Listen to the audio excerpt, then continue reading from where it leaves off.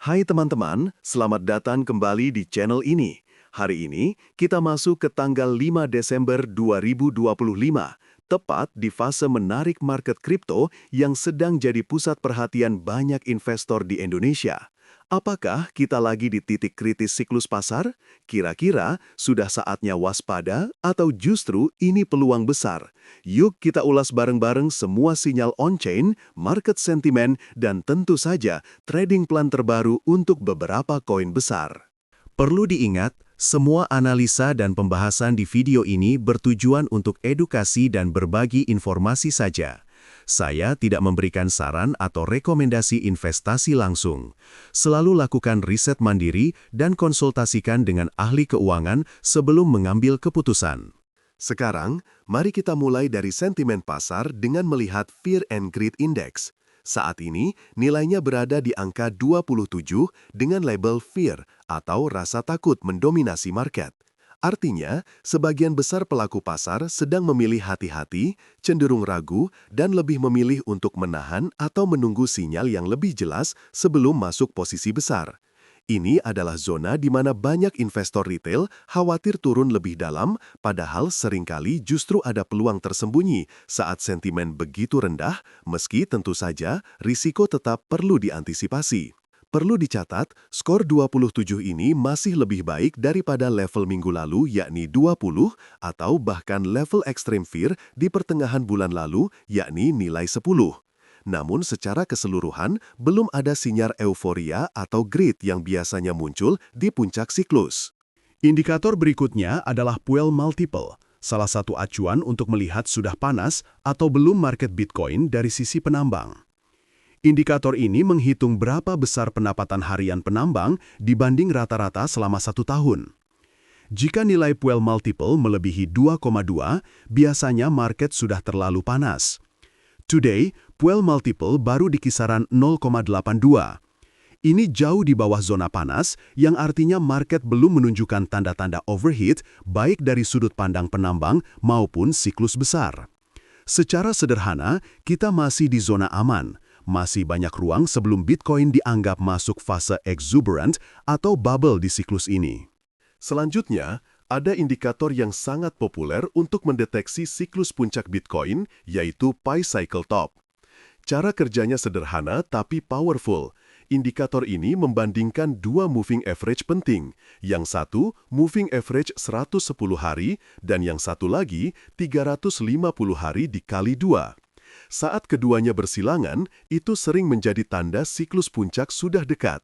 Data hari ini menunjukkan moving average 110 hari berada di kisaran $108.240, sedangkan target crossing ada di area sekitar $204.780. Jadi, saat ini garis MA-nya belum berpotongan, dan ini sinyal kuat kalau siklus puncak yang ekstrim belum terjadi. Ibaratnya, lampu merah tanda euforia belum menyala. Yang pertama, indikator siklus yang biasanya kita pantau, mari kita fokus ke 3 yang paling menarik hari ini. Yang pertama, indikator CBBI atau Crypto Bitcoin Bull Run Index.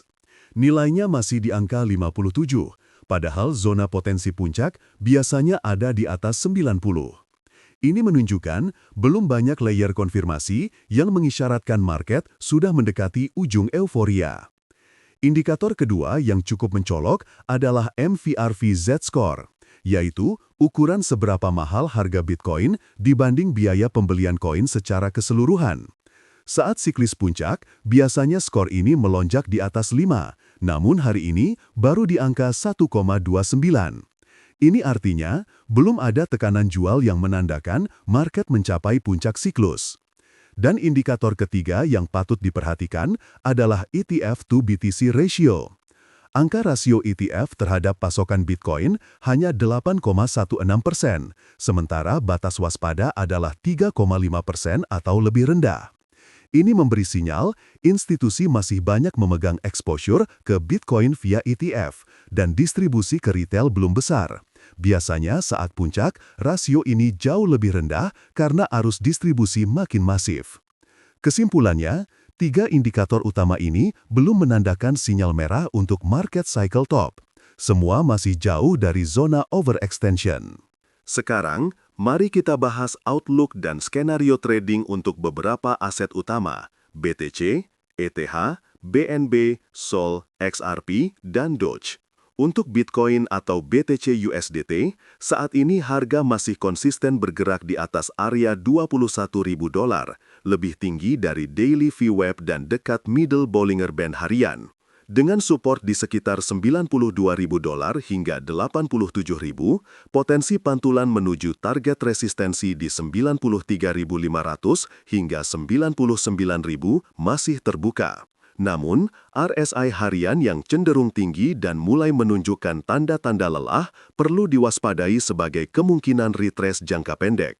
Jika harga menembus bawah 90.000, stop loss di bawah area 89.900 menjadi batasan risiko yang sehat. Jadi, skenario masih pro-bullish selama tidak breakdown support utama.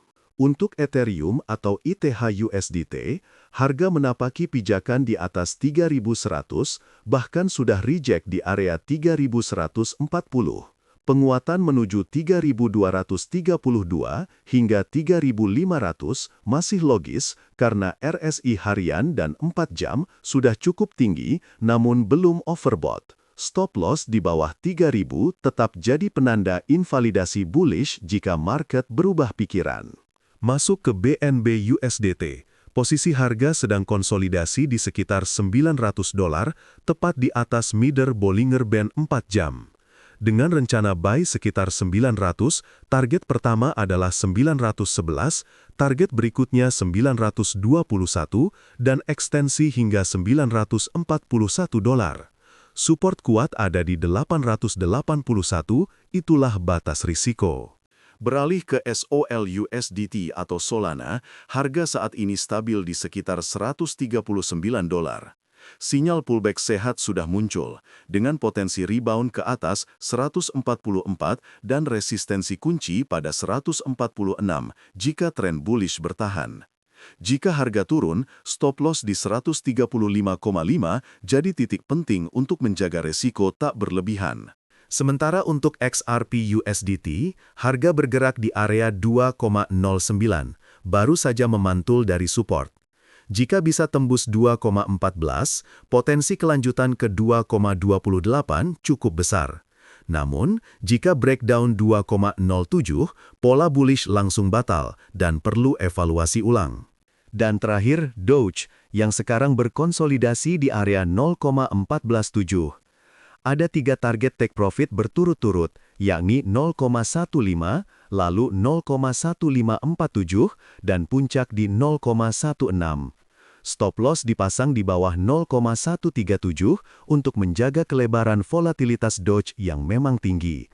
Sinyal long masih berlaku selama harga bertahan di atas 13 sen, sejalan dengan RSI yang netral menuju bullish. Sekali lagi, semua analisa dan trading plan yang kita bahas hari ini semata-mata untuk tujuan edukasi. Ingat, setiap keputusan investasi tetap ada di tangan kalian sendiri. Pastikan untuk selalu riset dan pahami resiko sebelum masuk ke market. Terima kasih sudah menyimak. Jangan lupa like, subscribe, dan bagikan insight video ini jika bermanfaat. Sampai jumpa di update berikutnya.